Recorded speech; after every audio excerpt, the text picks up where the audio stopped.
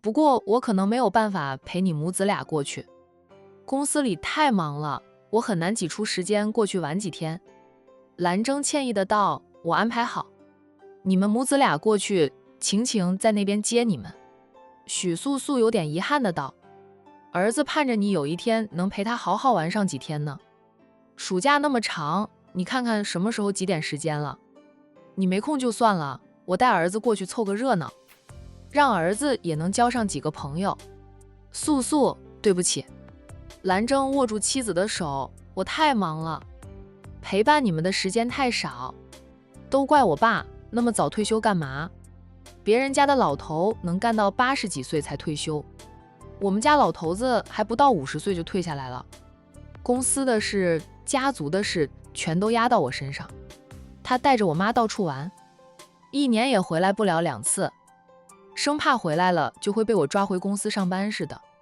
兰征吐槽父亲那么早退休，天天带着母亲到处玩，逍遥自在，就没有见过比他家老头更会玩的了。其他大家族的老头哪里会在50几岁就退休呀？最早退下来也得干得70岁，很多退下来了，但接班人捅的洞太大了，老头子又得重新出山，继续管理着公司。不像他家老头将整个兰家扔给他后，就头也不回的退休了。这么多年来，连公司的大门口都不肯再迈进去半步。许素素笑道：爸对你了解得很，知道他回来你就会带着我跑出去玩。他当然不想回来，他玩好过你玩。夫妻俩刚结婚那会还是很潇洒的，不急着生娃，过了几年的2人世界才生娃。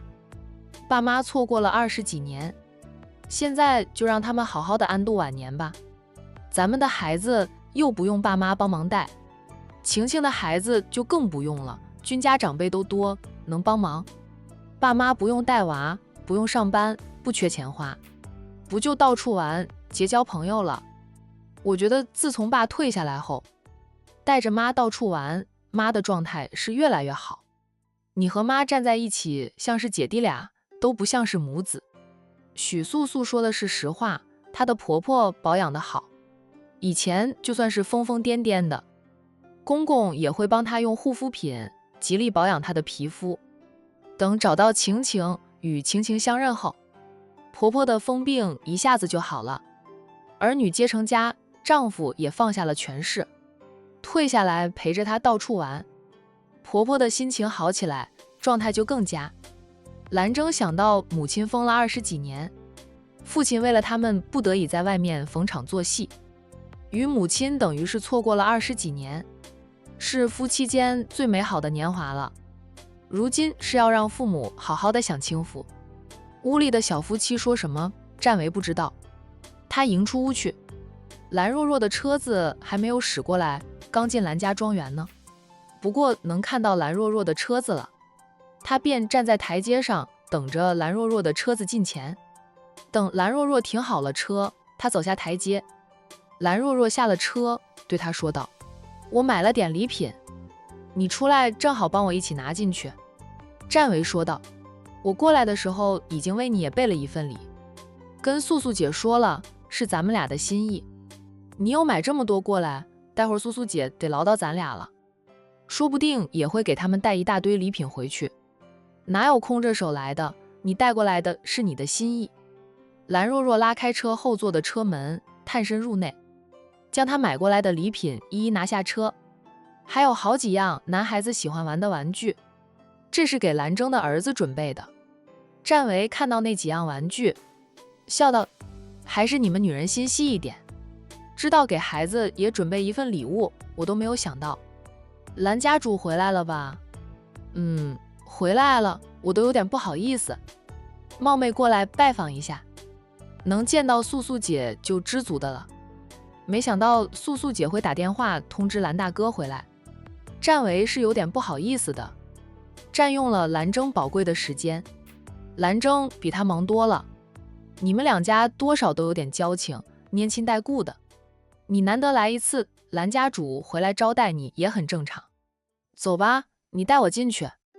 兰若若现在是清楚占家和望城兰家拈亲带故的了，今晚他能留在兰家庄园吃饭，都是沾了战维的光。小少爷，别跑那么快，慢点呀！陌生的叫喊声传来，两个人本能地顿住，顺着声音的来源望去，看到一个4、5岁大的小孩子往这边跑来，跑得很快，聚在他后面的是2名保姆。保姆跑得没小家伙那么快，被拉开了一大段的距离。2名保姆只得边跑边叫喊，想让小主人停下来。小家伙不理他们，脚下未停，直到他见着战维和兰若若了，他才停下来。他长得真的特别俊俏，有点像兰征，更多的是像妈妈许素素。许素素是个绝色美人，她的儿子像她。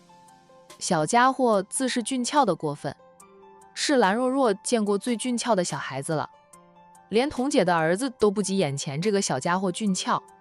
小家伙仰头打量着战维和兰若若，又看向他们俩提着的大包小包，瞧见有几样新玩具，他的眼神都没有变一下。在战维看来，这个小家伙性子属于稳重的那一种，这种性格的人，哪怕还是个小孩子，都会比同龄的孩子懂事稳重。叔叔阿姨，你们是来找我爸爸妈妈的吗？小家伙脆声问道。是呀，我们过来拜访你爸爸妈妈的。小朋友，你叫什么名字呀？战维弯下腰，想腾出一只手摸摸小家伙的头，小家伙却退后一步，防备却又不失礼貌地道：对不起，叔叔，你对于我来说是个陌生人，我不会将名字告诉陌生人的。我姓战，战维，是管城战家的七少爷。你听说过管城的战家吗？是不是游游山庄那个战家？小家伙眼睛亮了亮。战维点头，对的，游游山庄正是我家，我就住在那里的。对了，你姑姑还有姑父、表哥表姐们现在就住在我家里。你真的是战家的叔叔吗？小家伙问道。他再次上下打量着战维，说道：你和战印伯伯有点像，应该真的是战家七叔。七叔你好。小家伙相信了战维的身份后，很有礼貌地和战维打招呼，还有模有样的伸出右手要和战维握手。他跟爸爸去过公司，有人来了，爸爸都会和别人握手。看得多了，小家伙认为这是个礼仪，便也学着爸爸平时的样子跟战维握手。战维没有笑他，而是弯下腰去，很认真地和他握了握手。兰若若在一旁看着，心道：兰家少主小小年纪，防备心虽重，却很懂事，远超同龄的孩子，应该是个心智早熟的。这个兰家下一代是不用愁的了，后继有人，而他家的下一代暂时还没有呢。也怨不得爷爷平时总是催婚，老人家就是想看到后继有人，有了新的下一代，爷爷就能放心了。这位是兰若若阿姨，七叔喜欢她，正在追求她，若是不出意外，以后会是你的妻婶。战维，兰若若低斥他：你跟小孩子胡说八道些什么呀？战维笑：我说的是心里话，在孩子面前可不能撒谎。小家伙看向兰若若，礼貌地叫了一声兰阿姨，倒是没有直接叫七婶。七叔都说了，他正在追求，还没有结婚呢，等他喝了七叔的喜酒就可以叫七婶了。你叫什么名字？战维温声问道。七叔，我叫兰旭。这名字不错。战维又伸手帮他擦着额头上的汗水，说道：你的保姆阿姨叫你别跑那么快，你看看跑得满头都是汗。我听说爸爸回来了，心急想回屋里见爸爸。我爸爸很忙，经常早出晚归，他出去的时候我还没有醒，他回来的时候我睡着了。爸爸是每天晚上都会回来，但我已经很久没有见到爸爸了。放暑假了，他的小伙伴们早就跟着父母出门旅游度假去了，他却只能在家里自己寻找快乐，不想让父母担心他。其实他内心是很希望爸爸妈妈能和别人一样，带他出去玩，哪怕是玩2、3天，他也知足了。妈妈也很忙，不过妈妈通常会等到他起床了，一起吃过早餐，妈妈才会出门工作，晚上也回。来得早，她上幼儿园时，妈妈傍晚还能去幼儿园接她呢。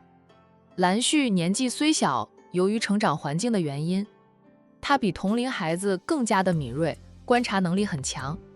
父母的工作忙与不忙，他就是通过日常观察分析出来的。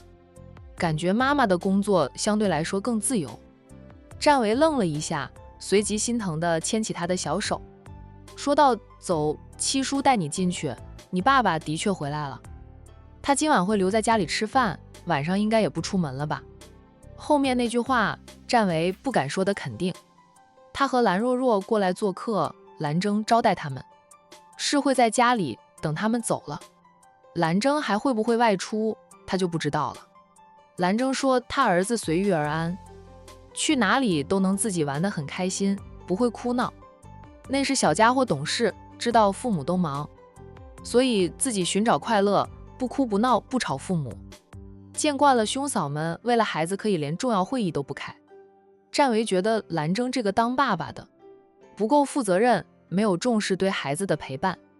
要说忙，他的兄嫂同样很忙，哪一个不是要同时打理几家大公司，有时候还要管一下底下的那些子公司，每天忙得团团转，连停下来喝杯水都是奢望。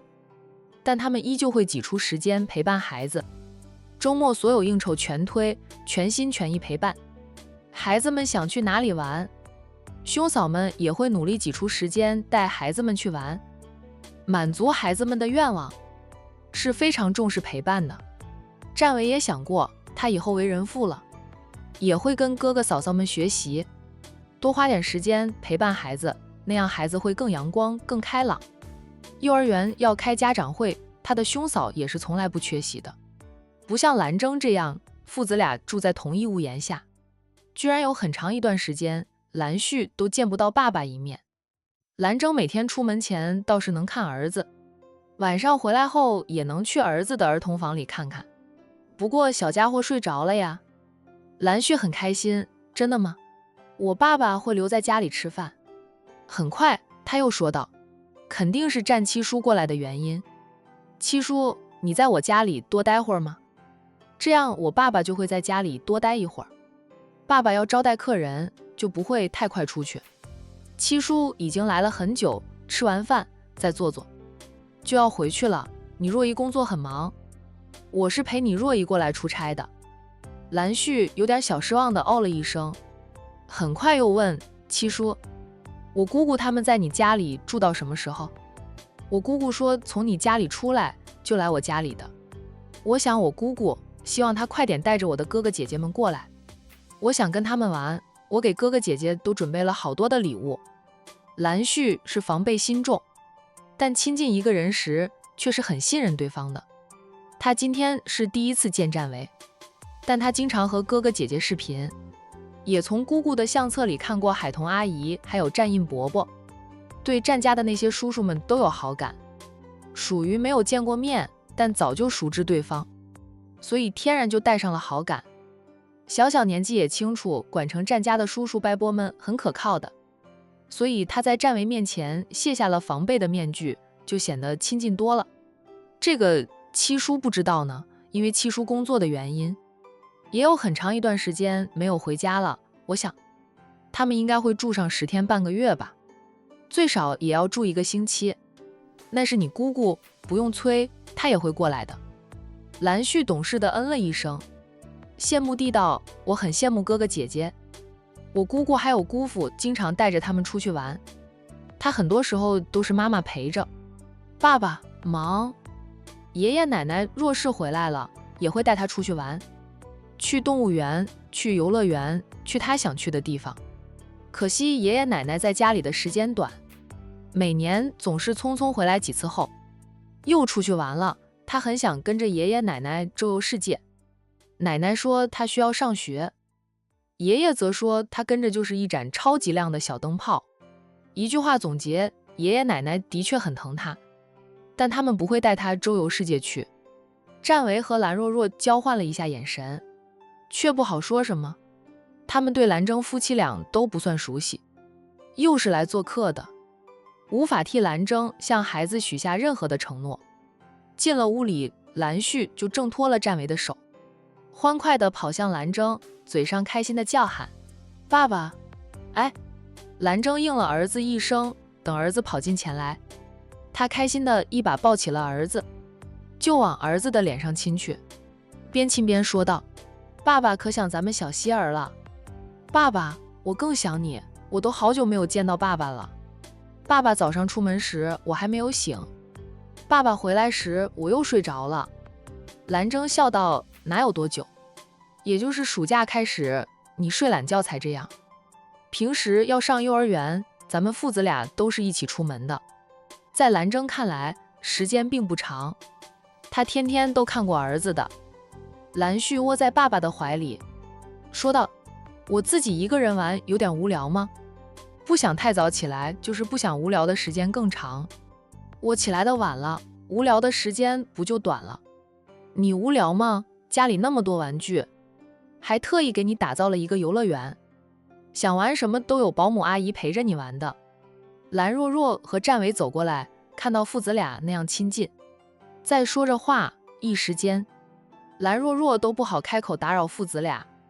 许素素笑着对儿子说道：“小旭，来，妈妈抱。”小家伙便转投入妈妈的怀抱了。兰若若这个时候才向兰征夫妻俩问好。许素素笑着请他坐下，见他买了那么多东西来，说他战维过来时已经买了很多东西过来，你怎么也买这么多过来？等会儿你们俩都拿回去。都是亲戚朋友，不必那么客气的。兰小姐以后过来出差就过来坐坐，吃顿饭，我带你到处逛逛。兰征也说不用那么客气，他家里什么都不缺。兰若若说道：“也没有买什么东西，一点点的心意，家主和夫人不要嫌弃才好。也给小少爷买了几样玩具，也不知道小少爷喜不喜欢。”兰征等两人坐下了，吩咐管家奉茶后，对兰若若说道：“你跟战维一起叫我兰大哥就行，也不要叫你嫂子夫人，他不习惯的，就叫他嫂子可以了。小旭是晚辈，你们直呼他的名字都是可以的。”许素素附和着丈夫的话。兰若若笑道：“那我就不客气了，以后就叫大哥嫂子。两家同姓兰，放在古代那是同宗。”兰若若过来了，气氛又更活跃一点。她和许素素很聊得来，两个女人聊着珠宝、护肤品，最后又聊回到孩子身上。当妈的人就是这样，跟人聊天，聊着聊着，很容易就会聊回到孩子这个话题。聊到了孩子这个话题，战维竹大着胆子对兰征说道：“兰大哥，刚才我在屋门口就遇着了小旭，他说有好久没有见过爸爸了，说爸爸不能像其他人的爸爸那样陪他玩。他说很是羡慕他的表哥表姐，因为他的姑姑和姑父会陪着他的表哥表姐们出去玩。”兰征有点意外，儿子竟然和战维说这些话。